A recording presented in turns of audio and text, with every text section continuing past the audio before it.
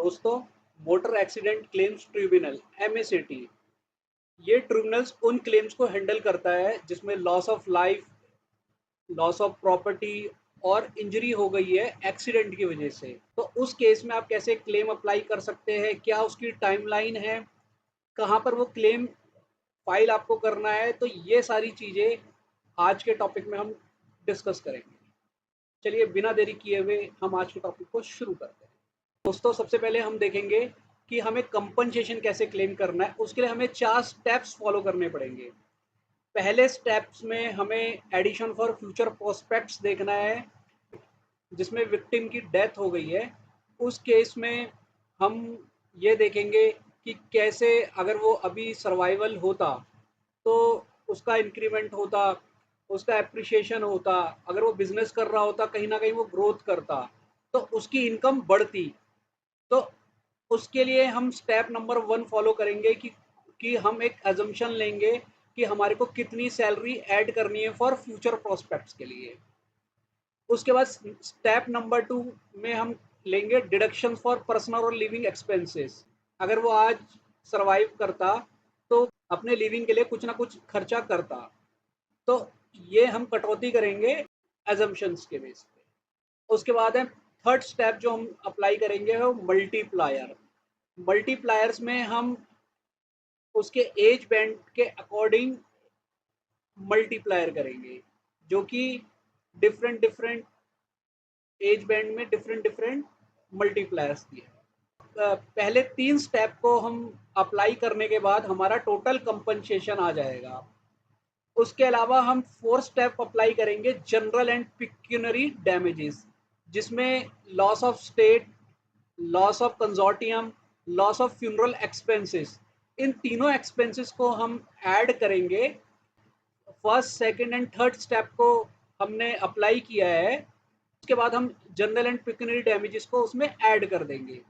तो उसके बाद हमारी कैलकुलेशन आएगी कि हमारे को कितना कंपनसेशन मिलेगा। तो चलिए एक एक करके हम एक एक स्टेप को समझते हैं, कैसे इनकी गणना होगी, कैसे कैलकुलेट होगा। Addition for future prospects earning, यहाँ पर हमने चार्ट दिया हुआ है जिसमें आपको दिख रहा होगा। हमने 3 क्राइटेरिया यहाँ पर लिखे हैं।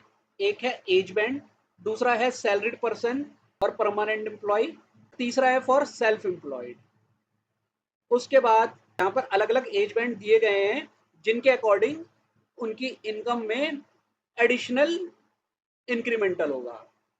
जैसा कि पहले स्टेप में आप देख रहे हैं, अंडर 40 ईयर्स आपका, अगर आप सैलरीड एम्प्लॉई हैं तो आपकी इनकम में 50% इंक्रीमेंटल किया जाएगा, और यहीं अगर आप सेल्फ एम्प्लॉयड है तो आपकी इनकम में 40% इंक्रीमेंटल कर दिया जाएगा। अगर डिजीज पर्सन की एज 40 से लेकर 50 साल के बीच में है तो उसकी इनकम में 30% का इंक्रीमेंटल होगा, और यहीं अगर वो सेल्फ एम्प्लॉयड है तो उसकी इनकम में 25% का इंक्रीमेंटल होगा। 50 से 60 साल की एज के बीच में अगर एम्प्लॉय है तो उसकी इनकम में 15% का इंक्रीमेंटल होगा, और अगर वो सेल्फ एम्प्लॉयड है तो उसकी इनकम में 10% का इंक्रीमेंटल होगा। अगर 60 साल से ऊपर की एज बैंड है तो उसमें कोई इंक्रीमेंटल नहीं होगा। तो इस तरीके से हम अपना स्टेप नंबर 1 अप्लाई करेंगे, जिसमें हम अपना फ्यूचर प्रोस्पेक्ट्स अर्निंग ऐड करेंगे।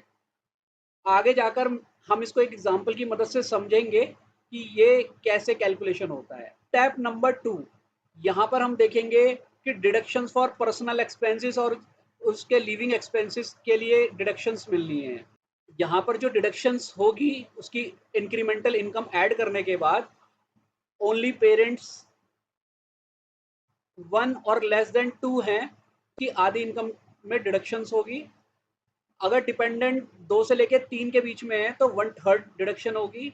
यहीं अगर 4 to 6 डिपेंडेंट हैं तो 1/4 की डिडक्शंस होगी, और अगर 6 से ज़्यादा डिपेंडेंट्स हैं तो 1/5 की डिडक्शंस होंगी। स्टेप नंबर 2 अप्लाई करने के बाद हम अब स्टेप नंबर 3 अप्लाई करेंगे। यहाँ पर मल्टीप्लायर का चार्ट दिया हुआ है, एज बैंड दिया हुआ है और मल्टीप्लायर दिया है, जिसमें 15 से 20 साल के लिए 18 का मल्टीप्लायर है, 21 से 25 के लिए 18 का मल्टीप्लायर है, 26 टू 30 के लिए 17 का मल्टीप्लायर है, 31 टू 35 के लिए 16 का मल्टीप्लायर है, 36 टू 40 के लिए 15 का मल्टीप्लायर है, 41 टू 45 एज बैंड के लिए 14 का मल्टीप्लायर है, 46 टू 50 एज बैंड के लिए 13 का मल्टीप्लायर है, 51 टू 55 के लिए 11 का मल्टीप्लायर है, 56 टू 60 के लिए 9 का मल्टीप्लायर है, 61 टू 65 के लिए 7 का मल्टीप्लायर है, और 66 से लेके 70 ईयर की एज बैंड के लिए 5 का मल्टीप्लायर है।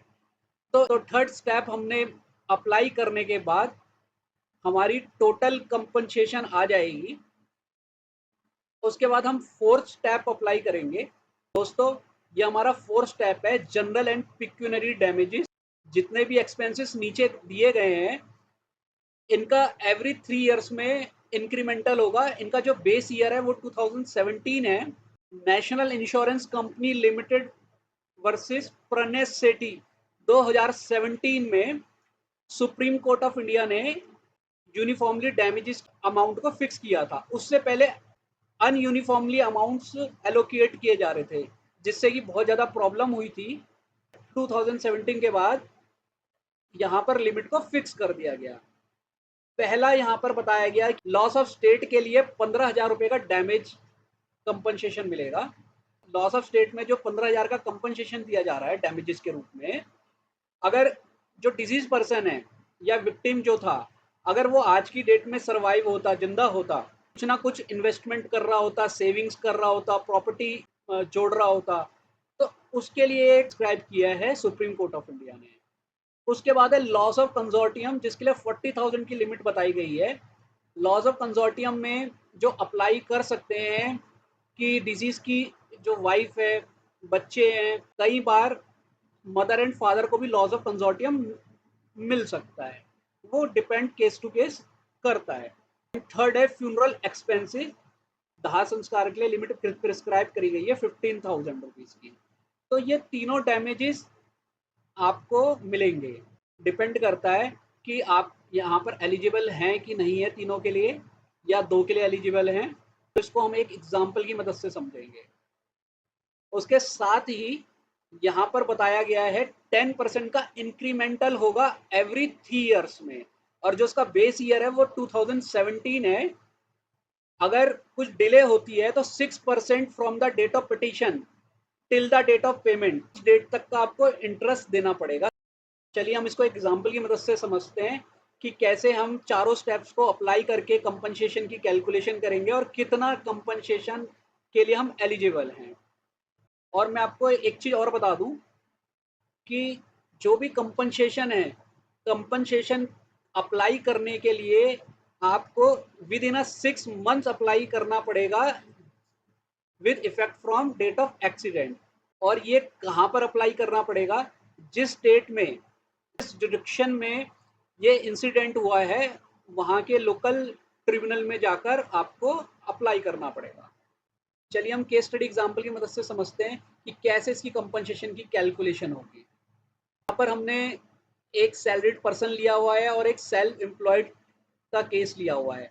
दोनों केस में कैसे कंपनसेशन क्लेम किया जाएगा, कैसे उनकी कैलकुलेशन होगी, इसको हम जाने। तो मिस्टर ए एक पर्सन था जिसकी डेथ हो गई थी। उनकी मंथली इनकम बिफोर डेथ 50,000 रुपये थी, जो कि एक सैलरीड पर्सन थे, और सेल्फ एम्प्लॉयड के केस में उनकी मंथली इनकम 50,000 थी। उसके बाद हमने अपना स्टेप नंबर 1 अप्लाई किया, addition for future prospect incremental, जिसमें हमारे केस में हमने उसकी जो इनकम थी बिफोर डेट 50,000 थी, उसका हमने 50% इंक्रीमेंटल कर दिया सैलरीड के केस में, और आफ्टर इंक्रीमेंटल की जो वैल्यू आई वो 75,000 आई।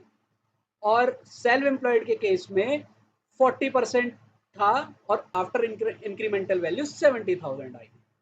जैसा कि आप देख रहे हैं, addition for future prospects earning, जिसमें कि एज बैंड दिया हुआ है 40 ईयर्स, और हमारे केस में डिसीज पर्सन की एज जो थी वो 24 ईयर्स थी, जो कि अंडर 40 ईयर्स के एज बैंड में आ रहा है, जिसमें सैलरीड पर्सन के केस में 50% इंक्रीमेंटल है और सेल्फ एम्प्लॉयड के केस में 40% है। जैसा कि आपने चार्ट में देखा कि जो डिजीज पर्सन थी, जो सैलरी पर्सन की एज बैंड थी, उसका एज बैंड 50% था, सैलरीड एम्प्लॉय के केस में इंक्रीमेंटल करने के बाद वैल्यू जो आई है वो 75,000 आई है और सेल्फ एम्प्लॉयड के केस में वैल्यू 70,000 आई है।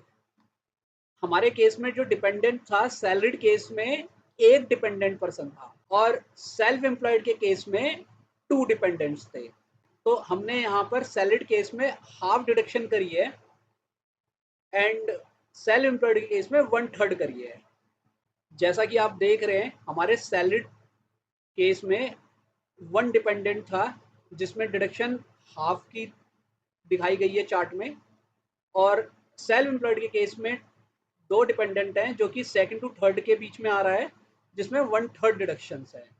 तो इस हिसाब से हमने अप्लाई किया है। सैलरीड केस में हमने डिडक्शन फॉर पर्सनल एक्सपेंसेस के लिए टोटल इंक्रीमेंटल का आधा कर दिया है जो कि 37,500 है और यही हमने सेल्फ एम्प्लॉयड के केस में इंक्रीमेंटल वैल्यू जो कि 70,000 है उसका 1/3 जो डिडक्शन किया है हमने 23,333 है।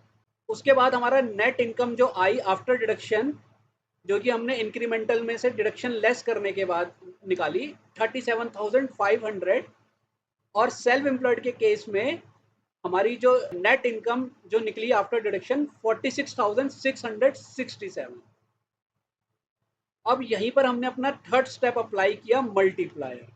जैसा कि आपने देखा कि हमारे केस में विक्टिम की जो एज थी वो 24 ईयर्स थी तो उसी के अकॉर्डिंगली हमने मल्टीप्लायर अप्लाई किया। तो हमारे केस में 21 टू 25 के एज बैंड में डिजीज पर्सन आया जिसका मल्टीप्लायर 18 था जो कि हमने अपने केस स्टडी में अप्लाई किया है। जैसा कि आप यहाँ पर देख रहे हैं हमने 18 का मल्टीप्लायर हमने चार्ट से अप्लाई किया है अकॉर्डिंग टू उसकी एज। और अब हमें यहाँ पर अपने 3 स्टेप्स अप्लाई करने के बाद हमारे को कंपनसेशन अमाउंट मिलेगा। तो हमने क्या किया यहाँ पर जो भी हमारी नेट इनकम आई थी आफ्टर डिडक्शन 37,500 सैलरी के केस में उसको हमने मल्टीप्लायर 18 से करा और इंटू 12 मतलब 12 महीने की हमने उसकी सैलरी निकाली जो कि निकली 81 लाख रुपीस। और यही हमने सेल्फ एम्प्लॉयड के केस में 46,667 को 18 से मल्टीप्लाई किया और 12 महीने की उसकी एनुअल सैलरी में उसको कन्वर्ट किया और जो उसका अमाउंट ऑफ कंपनसेशन आया वो 1,80,072 रुपीज आया। उसके बाद हमने यहाँ पर जनरल एंड पिक्यूनरी डैमेजेस जो हमने 4th नंबर स्टेप पे बताए थे आपको वहां पर हमारे को loss of state, loss of consortium और फ्यूनरल एक्सपेंसेस ये तीनों ही हमने अप्लाई किए। तो हमारे को सैलरीड केस में 15,000 लॉस ऑफ स्टेट के मिले, लॉस ऑफ कंसोर्टियम में हमारे को कुछ नहीं मिला, फ्यूनरल एक्सपेंसेस में हमारे को 15,000 मिला। और यही हमारे को सेल्फ एम्प्लॉयड में 15,000 का लॉस ऑफ स्टेट, 40,000 का लॉस ऑफ कंसोर्टियम और फ्यूनरल एक्सपेंसेस हमारे को 15,000 के मिले। आप यहाँ पर सोच रहे होंगे कि हमने यहाँ पे लॉस ऑफ कंसोर्टियम क्यों नहीं मिला। जैसा कि आप देख रहे होंगे हमने यहाँ पे स्टेटस डाला है सैलरीड के केस में विक्टिम जो था वो अनमैरिड था और सेल्फ एम्प्लॉयड के केस में हमने एज्यूम कराया है कि विक्टिम जो था वो मैरिड था। तो जैसा कि हमने आपको बताया था कि लॉस ऑफ कंसोर्टियम जो है लॉस ऑफ कंसोर्टियम को अप्लाई करने के लिए उनकी वाइफ जो है जिनका इनटेंजिबल रिलेशनशिप था अपने हस्बैंड से, अफेक्शनेट लव था, तो उनके लिए क्लॉज ऑफ कंसोर्टियम की वैल्यू यहाँ पर प्रिस्क्राइब करी गई है। और हाँ यहाँ पर एक चीज और देखने वाली है, अगर कोई सिबलिंग है, फ्रेंड है, फैमिली फ्रेंड है, वो लॉस ऑफ कंसोर्टियम अप्लाई नहीं कर सकता है। तो हमने यहाँ पर general and pecuniary damages apply करने के बाद जो हमारा टोटल डैमेज कंपनसेशन आया वो 30,000 आया सैलरीड के केस में और सेल्फ एम्प्लॉयड के केस में हमारा जो टोटल डैमेज कंपनसेशन आया वो 70,000 आया। उसके बाद आप यहाँ पर देख रहे होंगे मैंने लिखा डे ऑफ एक्सीडेंट डेथ, किस दिन वो एक्सीडेंट हुआ था। 24 फरवरी 2024 हमने दोनों ही केस में एज्यूम किया है। अब आप सोच रहे होंगे कि मैंने यहाँ पर एक्सीडेंट की डेथ डेट क्यों डाली है। अभी हमारे को जनरल एंड पिक्यूनरी एक्सपेंसेस जो है वो हमारा एक्चुअल निकल के नहीं आया है क्योंकि मैंने आपको बताया था इसका जो बेस ईयर था वो 2017 था जो कि National Insurance Company Limited versus Pranay Sethi का केस था जिसमें सुप्रीम कोर्ट ऑफ इंडिया ने यूनिफॉर्मली वैल्यू बताई गई थी और हर एक 3 साल में इंक्रीमेंटल 10% का किया गया था। तो 2017 से लेके 24 के बीच में 2 बार इंक्रीमेंटल हुआ। तो हमने क्या किया यहाँ पर, हमने जो भी उसका बेस ईयर था 2017 और एक्चुअल डेट ऑफ एक्सीडेंटल जब हमने क्लेम किया, तो हमने यहाँ पर कंपाउंडली उसको कैलकुलेट किया 2 इयर्स का इंक्रीमेंटल करके। तो जो कि वैल्यू सैलरीड केस में 36,300 आई है और सेल्फ एम्प्लॉयड के केस में 84,700 आई है।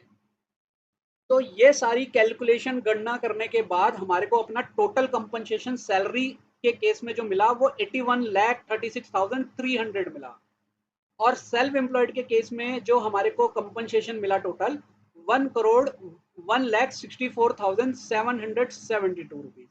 तो इस तरीके से ये कंपनसेशन की कैलकुलेशन हुई है। तो मैं आशा करता हूँ कि आपको हमारा ये केस स्टडी एग्जांपल समझ में आया होगा। यहाँ पर कई लोगों की क्वेरी हो सकती है कि वो सैलरीड एम्प्लॉय या डेली एम्प्लॉय थे, परमानेंट नहीं थे, या उनका सेल्फ एम्प्लॉयड बिजनेस था जहाँ पे उनके पास कोई प्रूफ नहीं है, तो वो लोग कैसे कंपनसेशन के लिए क्लेम कर सकते हैं। तो यहाँ पर एक नोशनल इनकम अप्लाई करना पड़ता है कि मान लीजिए कोई लेबर है, वो पेंटिंग का काम करता है, तो उसकी स्किल्ड है अनस्किल्ड है, किस वो कैटेगरी में फॉल करता है, उस स्टेट का मिनिमम वेजेस एक्ट क्या कहता है, उसके अनुसार कंपनसेशन की गणना की जाएगी। और सेल्फ एम्प्लॉयड के केस में वो कितना इनकम कमाता है, क्या उसका प्रोफेशन है, उसके अकॉर्डिंगली उसकी एक नॉशनल इनकम डिसाइड की जाएगी, उस पर कंपनसेशन क्लेम किया जाएगा। तो मैं आशा करता हूँ कि आपको हमारी वीडियो पसंद आई है। अगर आपके कोई भी डाउट्स हैं तो आप कमेंट सेक्शन में जाकर हमारे को क्वेरीज लिख सकते हैं। हम सारी क्वेरीज का जवाब देने की पूरी कोशिश करेंगे, और ऐसी ही अच्छी अच्छी रोचक अपडेट्स के लिए आप हमें फॉलो कीजिए, सब्सक्राइब कीजिए, लाइक कीजिए, जिससे कि हमें बहुत ज़्यादा मोटिवेशनल मिले कि हम सटीक सी सटीक इन्फॉर्मेशन आप लोगों के साथ शेयर करिए। चलिए मिलते हैं अगली वीडियो में, तब तक के लिए गुड बाय, थैंक यू।